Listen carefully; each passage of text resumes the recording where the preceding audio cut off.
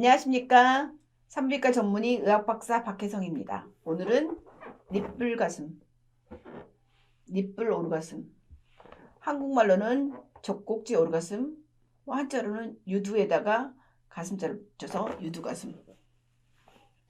이 니뿔이 유두잖아요. 이 가슴은 영어를 써서 유두가슴 또는 젖꼭지 오르가슴, 니뿔 오르가슴.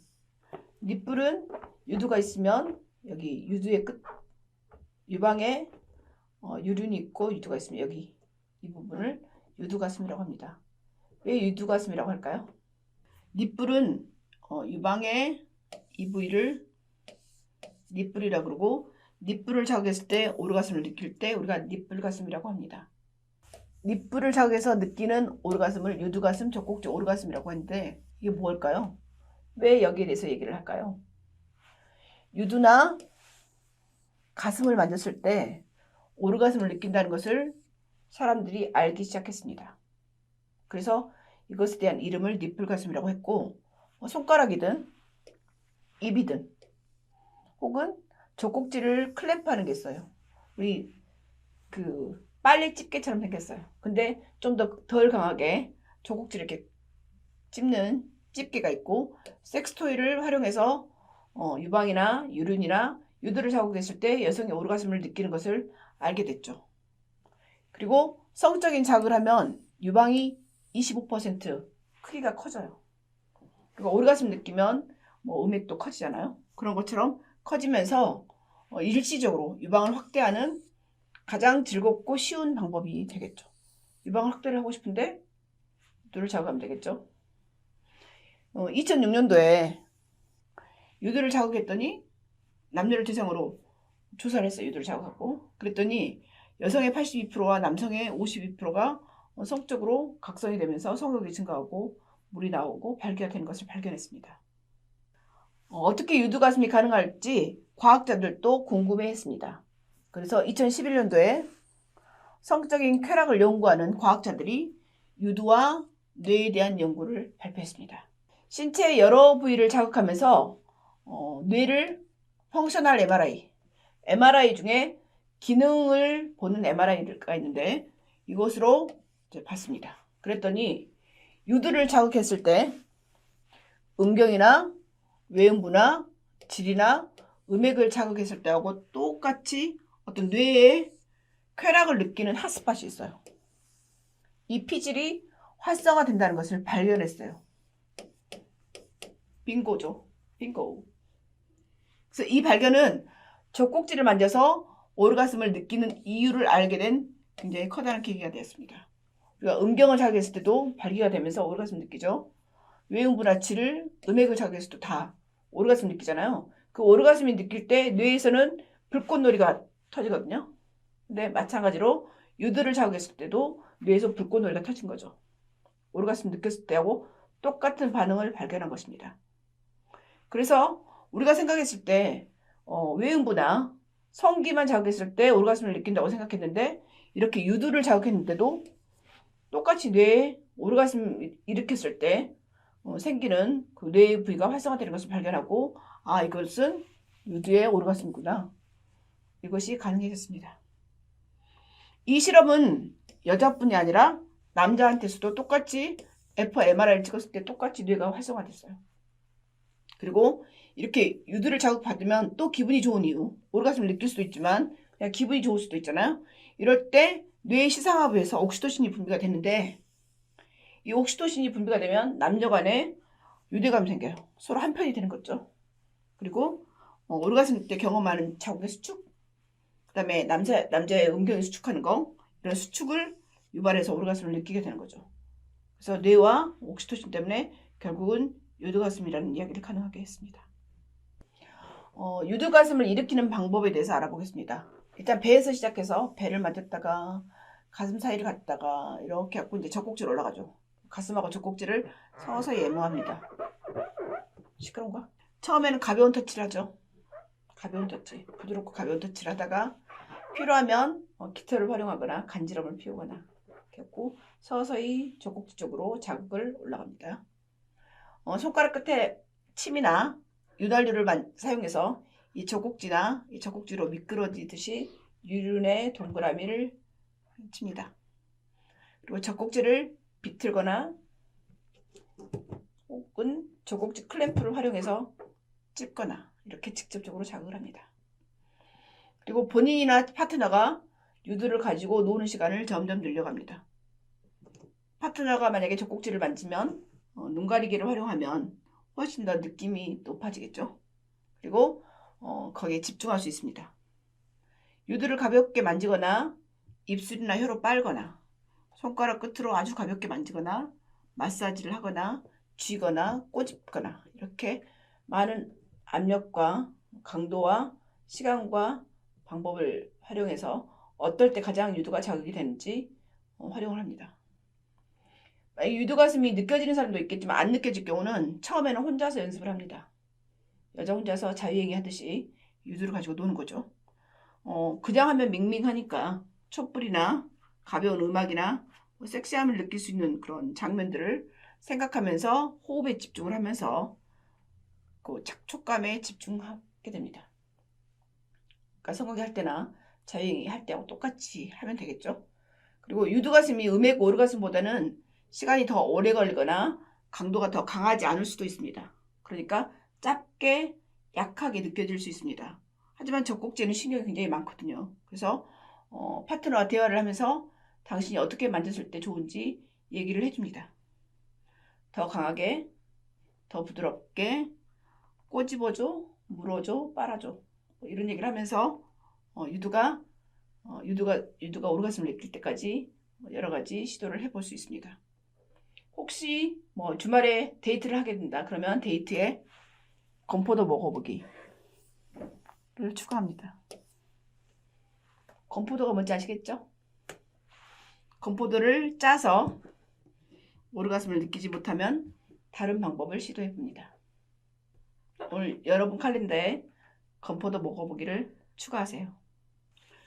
유두가슴을 좀 더 잘할 수 있는 방법은 모든 사람이 젖꼭지를 만지거나 애무하거나 키스하거나 빨기를 좋아하지 않아요. 그래서 만약에 파트너가 좋아하지 않는다면 강요하지 않습니다. 그리고 오늘의 느낌이 마음에 들지 않는다면 여성은 생리 주기에 따라서 반응이 좀 다를 수 있거든요. 생리 주기에 따라서 쾌락으로 느끼거나 통증으로 느낄 수가 있어요. 그래서 다시 2주 후에 해보는 거예요. 생리 때는 실은 싫었는데 배란 때 좋을 수도 있고 그 호르몬이 에스트로겐이 많이 분비될 때는 싫었는데 프로게스테론이 분비될 때 좋아할 수도 있고 반대일 수도 있거든요. 그래서 생리 주기에 맞춰서 시간 한번 바꿔서 해보는 겁니다.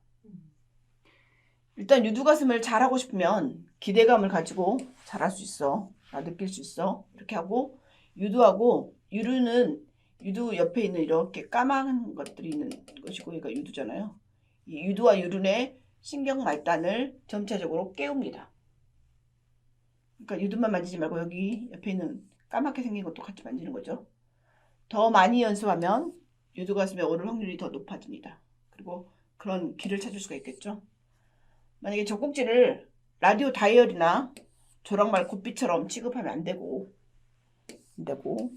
성적으로 민감한 다른 조직처럼 클리토리스나 음경 만지는 것처럼 젖꼭지도 천천히 부드럽게 자극을 하는 것이 좋습니다. 예를 들어 음액을 만질 때 케겔 운동을 하면 음액 오르가슴을 더 느끼기 쉽거든요. 유두를 자극할 때도 케겔 운동을 하면 유두가슴을 느끼기가 더 쉬워집니다. 케겔 운동을 통해서 골반절을 강화하는데 예를 들어 소변 중간에 소변을 참는 것처럼 꾹 참고 골반 바닥을 위로 당겨요. 제가 항상 얘기한 것처럼 질에다 빨대 하나를 꽂고 거기에 콜라가 있는데 이 콜라를 배꼽인 데까지 끌어당긴다는 느낌으로 쭉 끌어당기는 거죠. 그러면 골반 바닥 근육이 위로 당겨집니다.